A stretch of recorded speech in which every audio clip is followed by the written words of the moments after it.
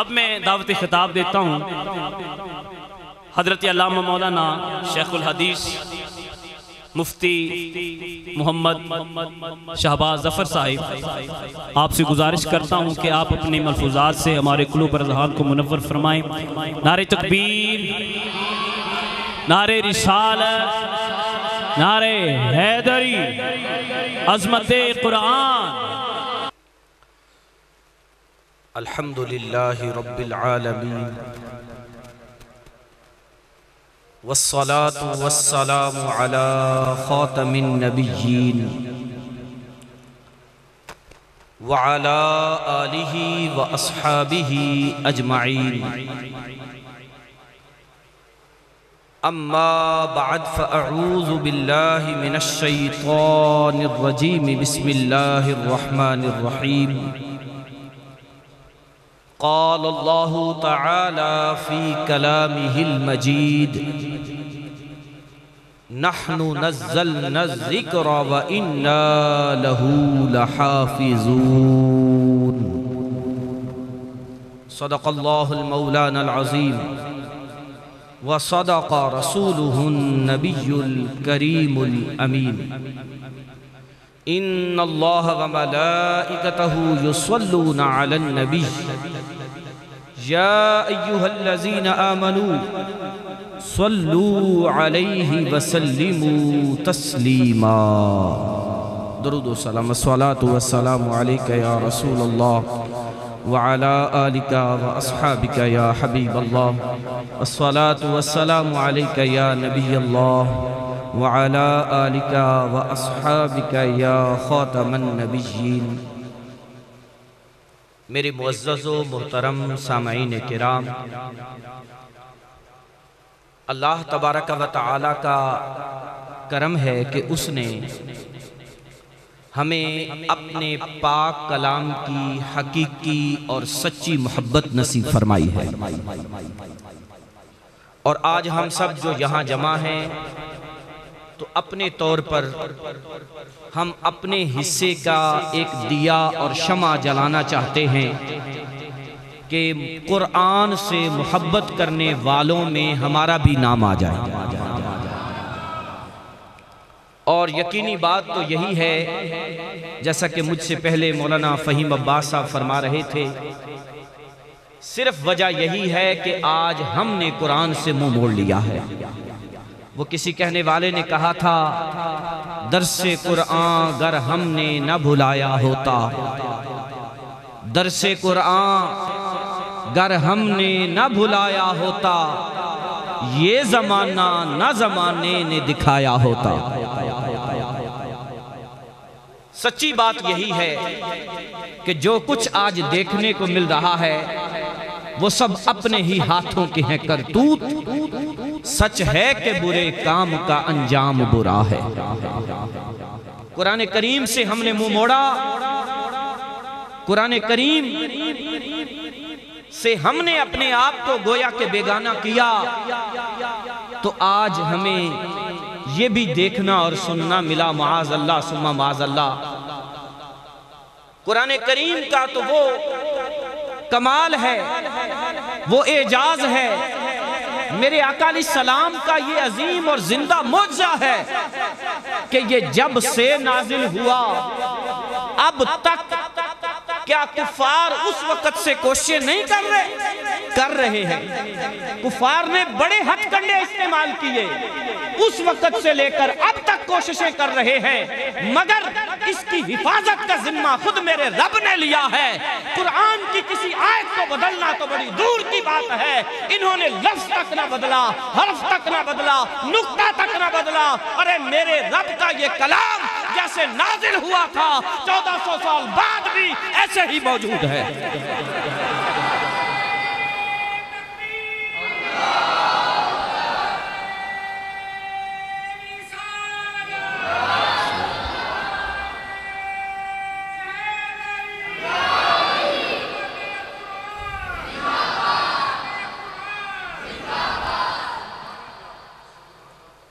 میں اسی بات کو ذرا اگر آپ کے سامنے وضاحت سے رکھوں تو میرے معزز سامعین، قرآن کریم نے خود قرآن پاک کے اندر 4 مرتبہ چیلنج کیا ہے.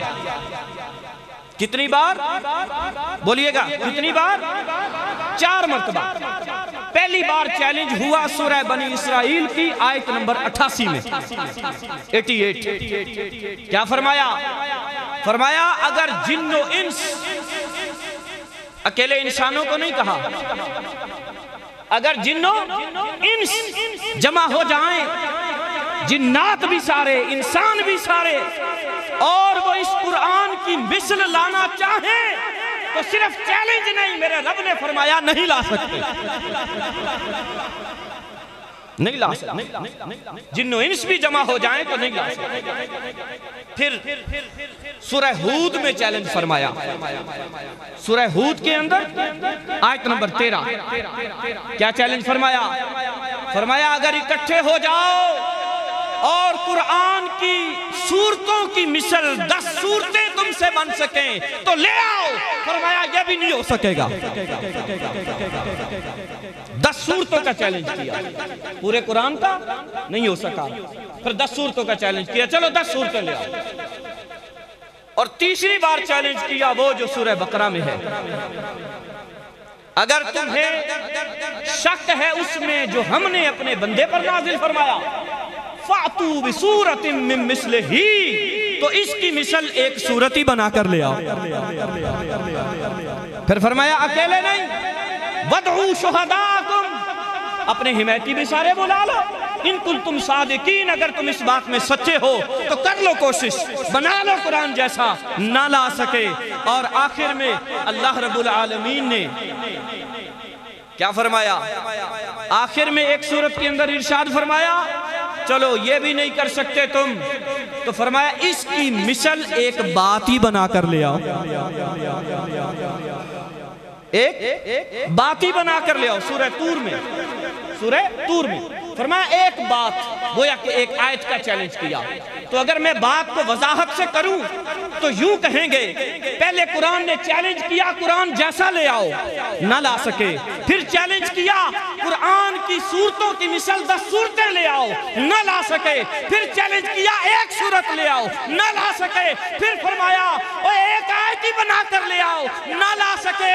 اور میں کہتا ہوں قرآن کا یہ چیلنج قیامت تک باقی رہے گا، کیونکہ قرآن بندے کا کلام ہے ہی نہیں، یہ میرے رب کا کلام ہے. اسی لیے تو سیدی اعلیٰ حضرت بولے. کیا کہا اعلیٰ حضرت نے؟ حضور جب یہ قرآن کی تلاوت کرتے ہیں نا تو پھر کیا کرتے ہیں؟ حضور کیا بولتے ہیں؟ اعلیٰ حضرت کہتے ہیں تیرے آگے یوں ہیں دبے لچھے، تیرے آگے یوں ہیں دبے لچے، فصحاء عرب کے بڑے بڑے، کوئی جانے منہ میں زبان نہیں بلکہ جسم میں جان ہے. اعلیٰ حضرت فرماتے ہیں یا رسول اللہ آپ جب کلام فرماتے ہیں تو آپ کے کلام کی فصاحت و بلاغت کا عالم یہ ہے کہ بڑے بڑے عرب کے شعراء آپ کے آگے آتے ہیں تو یوں لگتا ہے جیسے ان کے منہ میں زبان نہیں، بلکہ بڑھ کر کہا مجھے تو یوں لگتا ہے جیسے جسم میں جان نہیں، جیسے ان کے جسم میں جان ہی نہیں ہے. یقینی بات ہے. اب میرا جملہ سنیے گا. جب یہ چیلنج 1400 سال سے موجود ہے، جب یہ چیلنج 1400 سال سے موجود ہے، کفار اس چیلنج کا مقابلہ تو نہ کر سکے، پھر اوچھے ہتھ کنڈوں پر آ گئے. اور معاذ اللہ کبھی کوئی بے ادبی تو کبھی کوئی بے ادبی. اس طرح بے ادبیاں کرنے سے نہ قرآن مٹے گا، نہ قرآن کائنات سے ہٹے گا، نہ قرآن مسلمانوں کے سینوں سے جائے گا، نہ عظمت ہٹے گی، بلکہ قرآن کریم سے محبت کرنے والے مسلمانوں کو اگر تم تکلیف دو گے تو یہ آگے بڑھ کر آئیں گے. پہلے حافظ کم تھے، اب نیت کرتے ہیں ہر اولاد میں سے ایک ایک بچے کو حافظ بنائیں گے.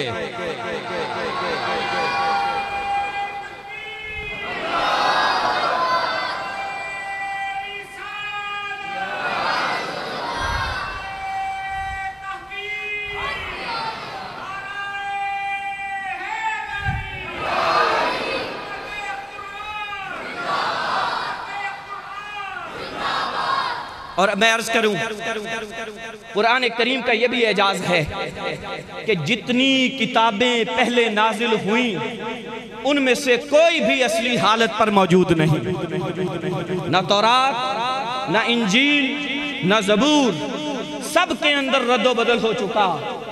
اب وہ کتاب اللہ تو ہم کہیں گے مگر اصلی حالت میں موجود نہیں، اصلی حالت میں موجود نہیں۔ یہ اعجاز ہے قرآن کا، یہ جب سے نازل ہوا اب تک ویسے کا ویسے موجود ہے، کیونکہ اس کی حفاظت بھی خود رب العالمین فرما رہا ہے۔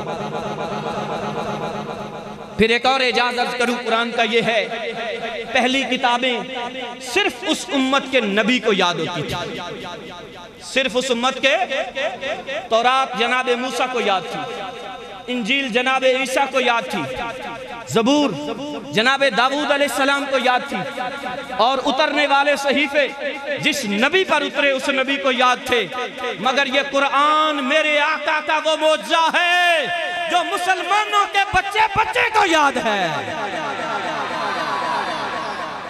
بچے بچے کو یاد ہے الحمدللہ۔ اور بلکہ ابھی چند دن پہلے میں نے ایک کلپ دیکھا تو اس میں میں نے یہ بھی دیکھا، عرب میں ایک بچہ ابھی چند سالوں کا ہے، 3 سال عمر بتائی جاتی ہے، 3 سالوں کا ہے وہ بچہ، اور اس کی والدہ کا دعویٰ یہ ہے کہ یہ پیدائشی حافظ ہے، میں جو آیت پڑھتی ہوں شروع کرتا ہے پوری سورت سنا دیتا ہے،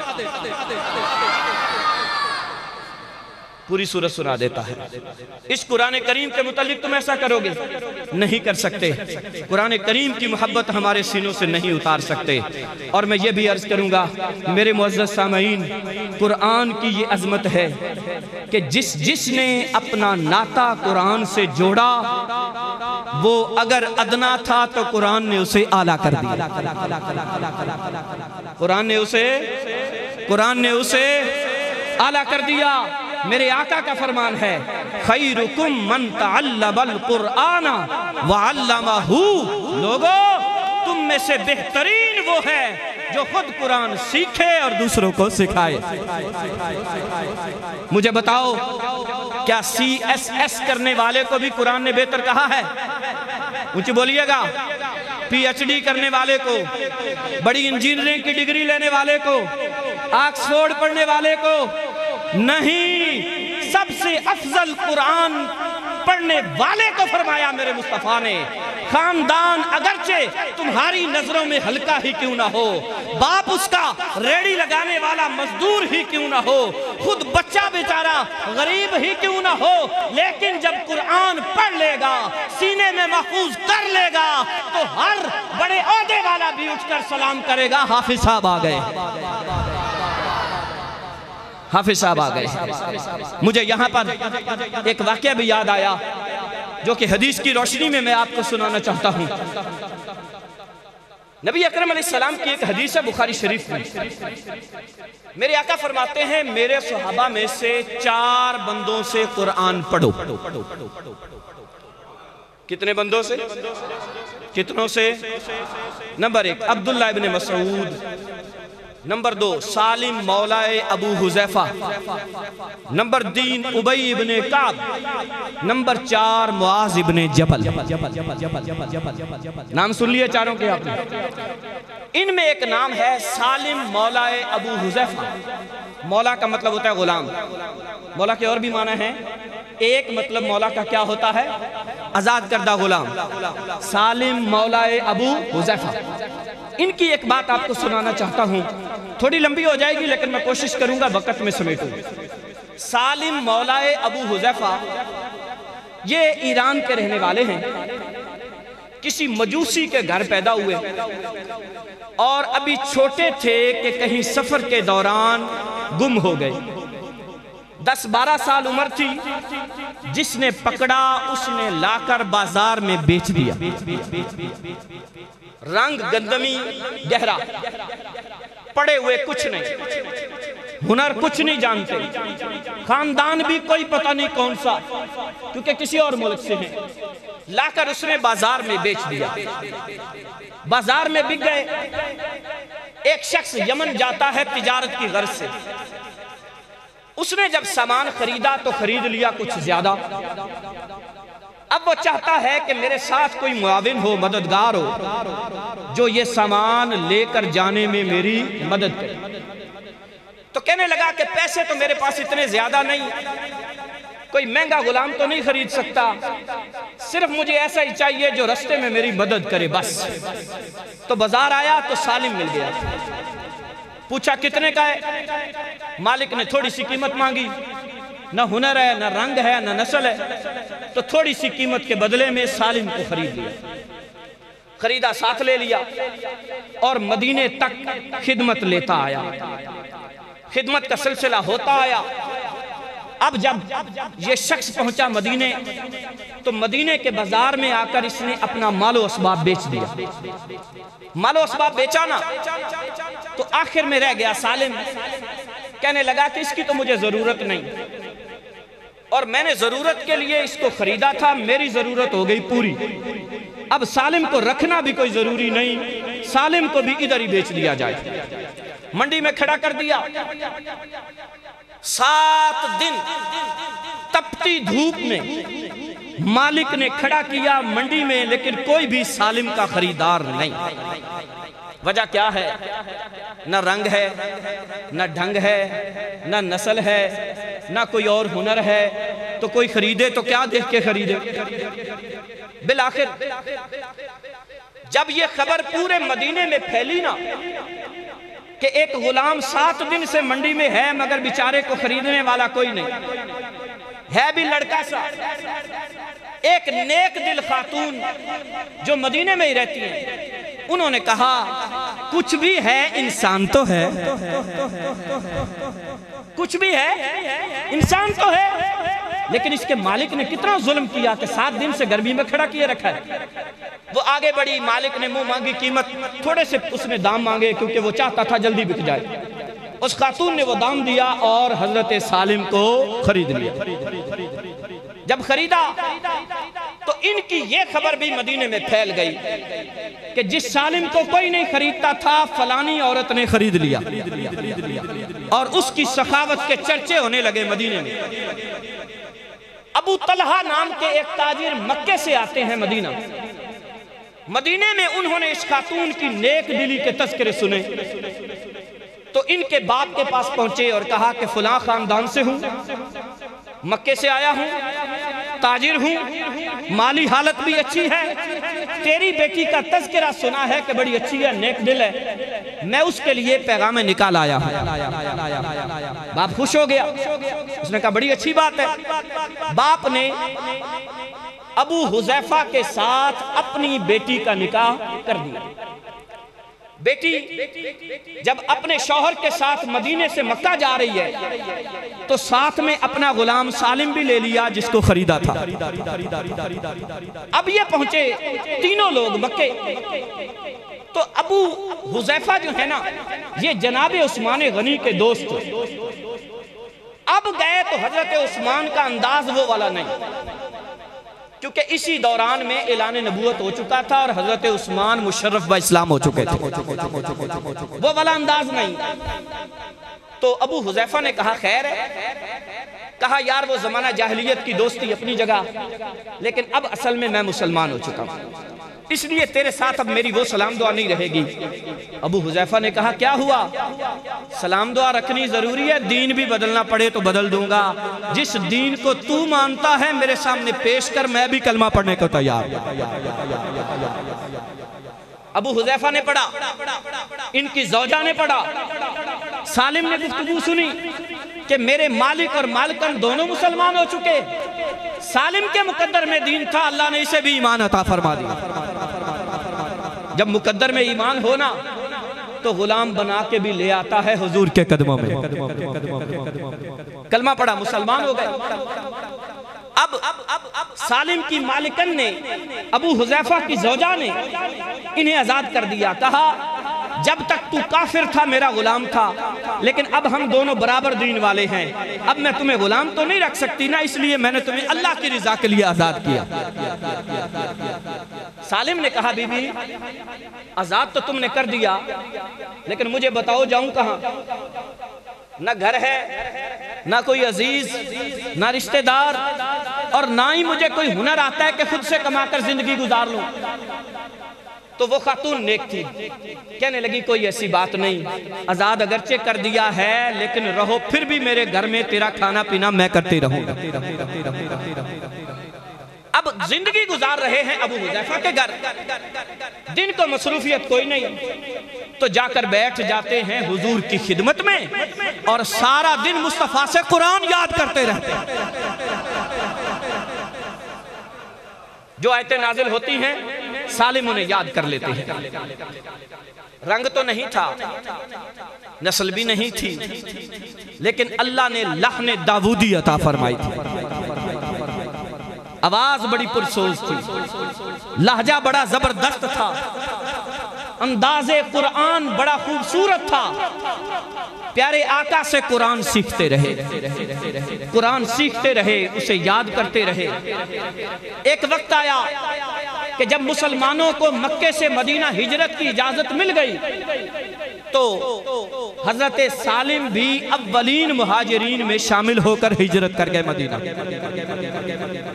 اولین مہاجرین میں بڑے جلیل القدر صحابہ شامل، جناب فاروق اعظم بھی انہی میں تھے، اور بھی بڑے جلیل القدر صحابہ۔ حضور ابھی تک نہیں گئے، نماز کا حکم آ چکا۔ مسجد قباء میں اس وقت کے مدینے کے مسلمان اکٹھے ہو کر پڑھتے ہیں نمازیں۔ کہاں پر؟ مسجد قباء میں۔ توجہ سے سنیے گا میرا جملہ۔ آپس میں مشورہ کرنے لگے کہ اب ہم کئی ہو چکے ہیں، لہٰذا اکیلے نماز نہیں جماعت سے پڑھنی چاہیے۔ اب سوچنے لگے کہ امام کون ہو، امام کس کو بنایا جائے؟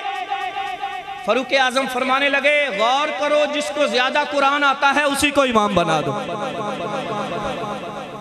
جب غور کیا گیا تو نام سالم کا آیا، جنہیں مولائے حذیفہ کہا جاتا ہے۔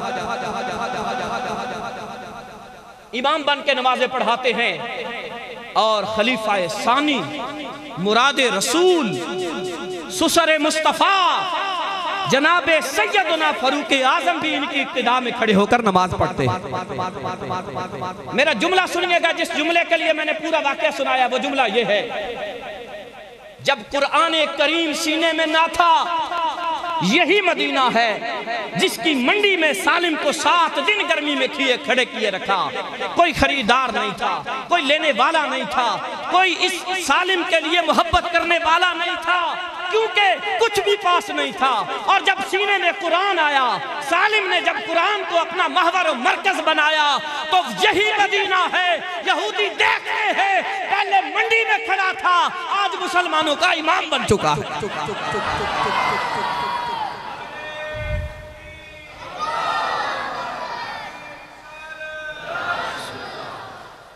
آج مسلمانوں کا امام بن چکا ہے۔ اور شان و عظمت کی ایک بات اور یاد آئی۔ ایک دن رسول اللہ نے حضرت عائشہ کو بلایا، سیدہ عائشہ نے آنے میں کچھ دیر کر دی۔ آقا نے فرمایا عائشہ خیر ہے، کدھر رہ گئی تھی؟ جملہ سنیے گا بڑا قیمتی ہے۔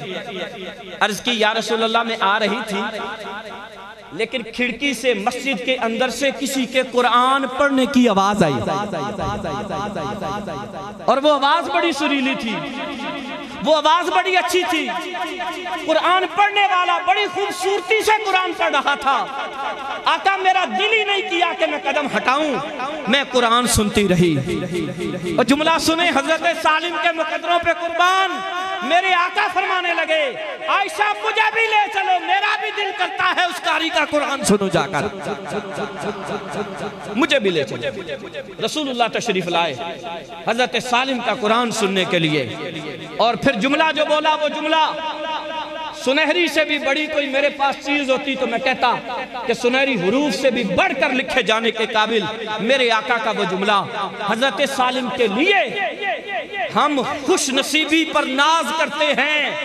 اللہ تیرا کرم ہے جو امت محمد میں پیدا فرمایا، اور سالم تیرے مقدروں کے قربان تجھے مصطفیٰ کہتے ہیں۔ مولا تیرا شکر ہے جو سالم جیسا امتی عطا فرمایا۔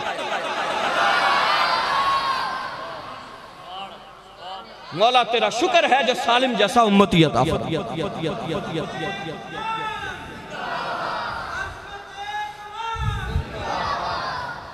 تو جس نے بھی قرآن سے رشتہ جوڑا اللہ تبارک و تعالیٰ نے اسے منفرد فرما دیا، اسے اعلیٰ کر دیا، اس کے مقام کو بلند فرما دیا۔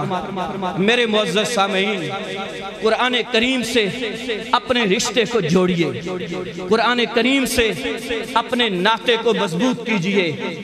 جو فقط ناظرہ پڑھ سکتا ہے وہ نیت کرے کہ روزانہ تلاوت قرآن کروں گا انشاءاللہ۔ جس کو صورتیں یاد ہیں وہ نیت کرے کہ ان صورتوں کو بھی زبانی دہرایا کروں گا انشاءاللہ۔ اور میں سب سے گزارش کروں گا، سب سے اہم کام یہ ہے کہ ہم سب قرآن کریم کی تفسیر پڑھنے والے بن جائیں، ترجمہ و تفسیر کے ساتھ قرآن کو پڑھنے والے بن جائیں، یہ بڑا ضروری ہے۔ جی ہاں، ناظرہ پڑھنے پر بھی درجات ملتے ہیں، ناظرہ پڑھنے پر بھی برکت ملتی ہے، ناظرہ پڑھنے پر بھی ثواب ملتا ہے، لیکن جو مزہ ترجمہ و تفسیر پڑھ کر قرآن کو سمجھنے میں ہے نا، وہ اکیلا ناظرہ خان کو نہیں نصیب ہو سکتا۔ قرآن کو سمجھیے کہ میرا رب ہمیں فرما کیا رہا ہے، اور اسی کی کڑی ہے الحمدللہ ہمارے ہاں روزانہ نماز عصر کے بعد درس قرآن ہوتا ہے۔ تفسیر الحمدللہ وہ باقاعدگی سے جاری ہے الحمدللہ۔ میرا خیال ہے کہ ہم سورہ فاتر کے بعد والی جو سورت ہے وہاں پہنچے ہوئے ہیں، سورہ یاسین شریف سے پہلے الحمدللہ ہم وہاں پہنچ چکے ہیں۔ تو احباب سے گزارش ہے جس سے بن پڑے وہ عصر یہاں پڑھا کریں اور روزانہ درس قرآن میں شرکت کیا کریں۔ اس کے علاوہ بھی گزارش کروں گا کہ آج کل تقریباً اینڈرائیڈ موبائل ہر بندے کے پاس ہے، تو ہر کسی تفسیر کو بھی آپ نے موبائل میں نہیں دیکھنا، ہر قرآن کا ترجمہ اور تفسیر بھی نہیں پڑھنا، یہ مسئلہ بھی بتانا ضروری ہے۔ کیوں؟ اس لیے قرآن خود فرماتا ہے یُضِلُّ بِهِ كَثِيرًا وَيَهْدِي بِهِ كَثِيرًا، قرآن ہی کے ذریعے بہت سارے گمراہ ہو جاتے ہیں اور قرآن ہی کے ذریعے بہت سارے راہ ہدایت پا جاتے ہیں۔ اچھا میں عرض کر دوں، آج ہم 15 منٹ لیٹ نماز پڑھیں گے، کوئی پریشانی والی بات نہیں ہے، اور آپ جو ہے نا ٹینشن بھی نہ لیں، 9:30 پڑھیں گے انشاءاللہ۔ میں اشارے تھوڑے دیکھ رہا تھا اس لیے میں نے کہا وضاحت کر دوں، 9:30 پڑھیں گے ہم انشاءاللہ آج جماعت۔ تو میں عرض کر رہا تھا کہ قرآن کریم ترجمہ و تفسیر کے ساتھ پڑھیے تو کون سا پڑھنا ہے؟ بیک زبان بولیے اعلیٰ حضرت کا ترجمہ۔ کون سا؟ بولیے کون سا؟ اعلیٰ حضرت کا ترجمہ پڑھنا ہے انشاءاللہ، کنز الایمان پڑھنا ہے، اور آسان زبان میں آج کل وہ کنز العرفان کے نام سے اپلیکیشن میں بھی آ چکا، تفسیر صراط الجنان، تفسیر صراط الجنان، صراط الجنان، یہ اپلیکیشن ہے موبائل کی، آپ اپنے موبائل میں اسے ڈاؤن لوڈ کر سکتے ہیں، اس سے آپ پڑھ سکتے ہیں۔ اور اس کے ساتھ ساتھ اگر کاغذ کی صورت میں قرآن گھر میں لے کے رکھنا ہے تو بھی کنز الایمان اعلیٰ حضرت کا ترجمہ۔ کیوں زور دے رہا ہوں؟ اس لیے کہ میرے امام نے جب ترجمہ کیا قرآن کا تو انہوں نے یہ بھی دیکھا کہ شان الوہیت کا بھی خیال رکھا جائے، اور جب مصطفیٰ کی شان کی بات آئی تو انہوں نے یہ بھی دھیان کیا کہ حضور کی شان و عظمت میں بھی کوئی ایسا لفظ نہ بول دیا جائے جس سے بے ادبی کا شیبہ آئے۔ گویا اعلیٰ حضرت کا ترجمہ تیرے ایمان کو بھی محفوظ کرتا ہے، اعلیٰ حضرت کا ترجمہ تمہیں قرآن و تفسیر بھی سکھاتا ہے، اعلیٰ حضرت کا ترجمہ تجھے پکا سچا سنی بناتا ہے۔ لہذا ہم نے پڑھنا ہے تو ترجمہ قرآن کنز الایمان پڑھنا ہے، ضرور پڑھنا ہے۔ اپنے بچوں کو بھی حافظ قرآن بنائیے، اپنے بچوں کو ناظرہ قرآن کریم کی بھی تعلیم دلوائیے۔ میری گزارش ہے قرآن سے اپنا رشتہ جوڑیے، جب جوڑیں گے تو پھر انشاءاللہ تبارک و تعالی ہر طرف قرآن کی بہاریں ہوں گی، ہر طرف قرآن کا نور ہوگا۔ اور گویا کہ ہم سب آج یہ عزم کریں، کیا یہی ہے آرزو تعلیم قرآن عام ہو جائے، یہی ہے آرزو تعلیم قرآن عام ہو جائے، ہر ایک پرچم سے اونچا پرچم اسلام ہو جائے، ہر ایک پرچم سے اونچا پرچم اسلام ہو جائے۔ تو الحمدللہ ثم الحمدللہ ہم مسلمان ابھی ہمارے اندر ایمان ہے، ایمان کی روح باقی ہے، قرآن کی محبت باقی ہے، ہمارے دلوں سے کوئی نہیں نکال سکتا۔